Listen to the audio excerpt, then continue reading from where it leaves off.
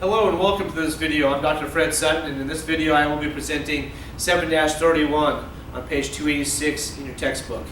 This is the Accounting for Managers textbook. As you can see here behind you, I have it broken down already and written some of this out to save some time. If you'd like to open your books to that page, I'm going to go ahead and read through the problem with you, and then we will walk through it step by step together here. Alright, so let's take a look here. So 7-31 up at the bottom of page 286, inventory carrying cost. SMY Corporation produces 60,000 video phones per year. The company estimates its direct material cost for the video phone to be 300 per unit, and its conversion, which is direct labor plus support, cost to be 400 per unit. Annual inventory carrying costs not included in these costs are estimated to be 10%. SMY's average inventory levels are estimated as follows. So these are important things to remember, and all those numbers I gave you are very important also. So direct material is 2 months of production. So remember, it's 2 months of production that we must have there. Work in process, 100% of complete for materials and 50% for conversion, and then 2 months of production. And then finished goods is 1 month of production. So we're going to compute the annual inventory cost, carrying costs for this company. All right, so let's take a look at this here. So we have the direct materials. Direct materials is, we had $300 for direct materials, and then we're going to multiply that times how many we do in a year, which is 60,000. All right. Now, how many months did it tell us that we had of this? It says we have 2 months. So we're going to multiply that. I'm going to multiply that by 2 over 12, as in 2 months over the 12 that we have in the year. So we're going to take that. Obviously, you can simplify that, make that 1/6, but just leave it as that if you would like to. So I'm going to multiply that out. So I have the 300 times the 60,000. When I do that, I come up to be $18 million. Now I'll take the $18 million and divide it by, if I wanted to, or multiply it by 2/12 or divide it by 6, I would come out with $3 million.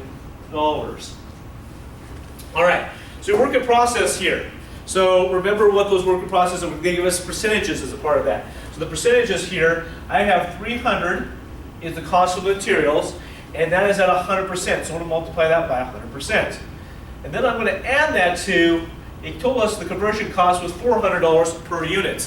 That $400 per unit, I'm going to multiply that times the conversion, the percentage of that we converted, which is 50%. And then I will multiply that times the 60,000 units that we have, and then I also take it and multiply it against the amount of months that we will have it for, which is 2/12 again. So as I take this here, that's 300 plus the 400 times 50%, which gives us, take a half of that 400, which is 200. So 300 plus 200 gives me 500. Take that 500 times the 60,000, and then take 2/12 of that. And that should give you 5 million. This comes to be 30 million as you figure that out, and then you divide it by 6, it comes to 5 million there.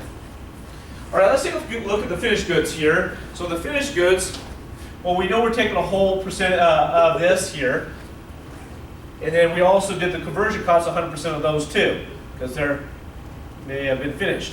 We'll multiply it by the 60,000, and then we'll multiply that by the amount of months that we have for that, which is 1/12.